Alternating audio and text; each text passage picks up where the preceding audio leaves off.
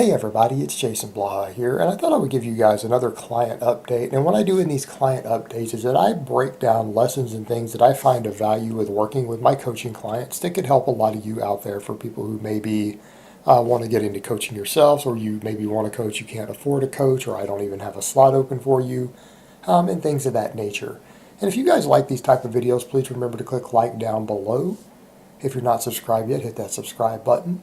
It would be greatly appreciated. But one of the things that I've had to help quite a few of my clients with, some more than others, is getting them into the mindset of being process focused instead of outcome focused. But when we're dealing with anything in life, any process in life, there's a process that has to be followed. And when you have a set of goals that require a process, once you initiate that process or determine what that process is, that's the process. That's the process to changing body composition. How about, instead of me focusing on the process, of just maximizing my strength training through the same process? People get obsessed with the outcomes instead of the process and being process oriented. And the process needs to be whatever process it is that you need to reach your goals. When you say, hey, I have a goal, you need to say, okay, what is the process or set of processes that I know will help me achieve that goal? And once you establish what that process is, unless you need to adjust the process as you go, then guess what? You need to stop thinking about the outcomes completely.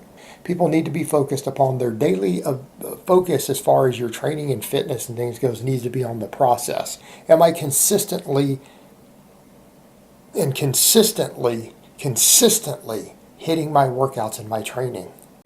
Am I consistently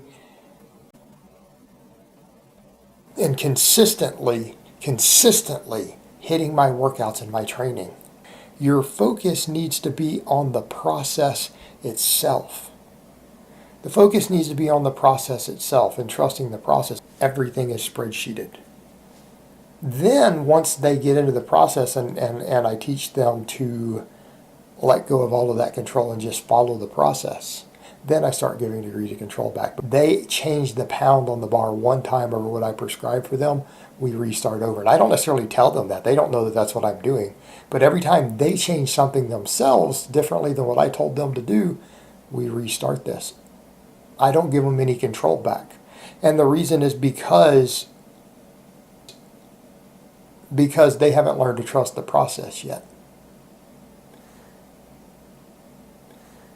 So a lot of it's reprogramming your clients to learn to trust the process.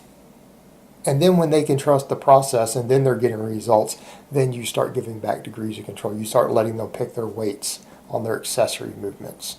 But initially, when you're dealing with clients who don't know how to follow the process correctly and they can't get focused on the process, you have to do that with them. And they can't get focused on the process,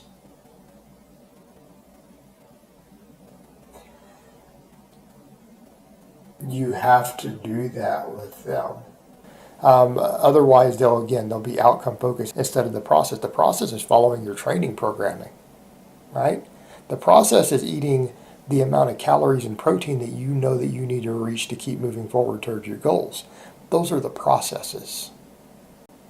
And so people have to be taught how to be focused upon the process rather than the outcome, particularly over the short-term outcomes.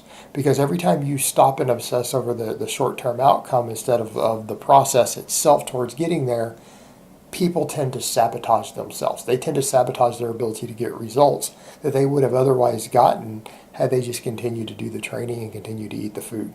Right? You're going to have to program yourself to be focused upon the process, determining what the process is and implementing it and putting all of your efforts into the process and not overthinking the other stuff.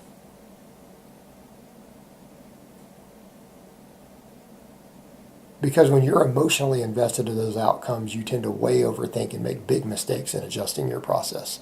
You've got to focus on the process itself. Therefore, I can do the thinking objectively regarding what they need to do with their training and then get them back focused on the process. But again, and I've seen it. I've got clients who, when I look at it, you can see why they fail to reach their goals year after year after year after year. And it's very, very apparent when you look at what they're doing. They're almost always sabotaging their own process by obsessing over the outcomes and changing things that they shouldn't be changing. All right, that's usually one of the number one problems that people have. And I know plenty of coaches who've noticed the same thing in their clients. And that's why you'll see a lot of experts will say you have to be process oriented instead of outcome oriented. All right, guys, well, that's really all I have to say on that today. I hope it's been informative, and I will talk to you guys next time.